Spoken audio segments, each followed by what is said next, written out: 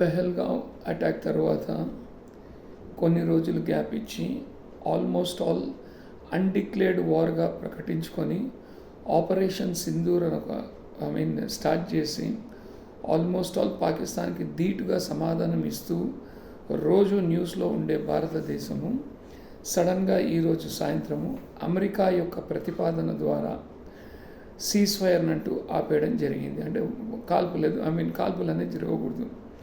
అయితే చెప్పిన ఒక 2-3 అవర్స్ లోపు మళ్ళా పాకిస్తాన్ అనేది ఆ యొక్క సీజ్ ఫైర్ని బ్రేక్ చేసి మళ్ళా డ్రోన్ను గాల్లో ఎగరవేసి భారత సరిహద్దులలోకి పంపించి భారతదేశాన్ని యొక్క భౌగోళికమైన ప్రదేశాలు ఏవైతే ఉన్నాయో రాజస్థాన్, గుజరాత్, పంజాబ్, జమ్మూ అండ్ కాశ్మీర్, చండీగఢ్, హర్యానా ఇలాంటి ప్రాంతాల్లో మళ్ళా వాళ్ళ యొక్క డ్రోన్లని ఎగరవేసి ఒక రకంగా ఒప్పందాన్ని అంటూ ఉల్లంఘించడం జరిగింది. ఇది ఎంతవరకు సబబు తెలియదు. ఇప్పటికైనా అట్లీస్ట్ అంతర్జాతీయ దేశాలు ఏవైతే ఉన్నాయో తేట తెల్లగా తెలిసిపోయింది. ఎవరి యొక్క నియత్ ఏ రకంగా ఉందనేది తెలిసిపోయింది. అంటే ఎవరి యొక్క ఆలోచన విధానాలు ఏ రకంగా ఉందనేది తెలిసింది.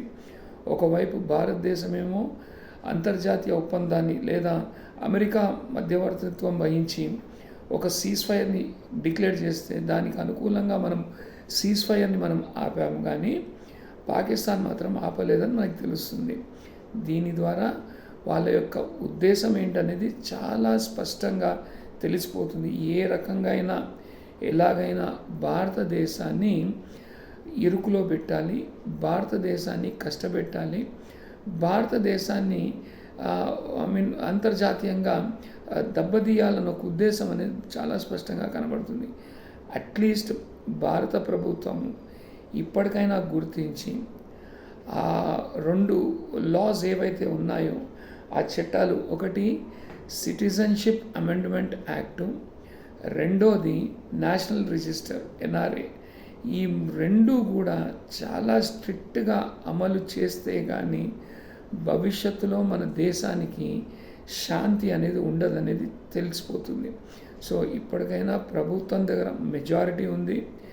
దయచేసి ఈ బిల్లుని పాస్ చేసి ఏ రకంగా అమలు చేసి ఎంత తొందరగా లెక్కల్ని తేల్చి ఎవరు ఎక్కడ ఉండాలని తేల్చాల్సిన బాధ్యత భారతదేశ ప్రభుత్వం మీద ఉంది.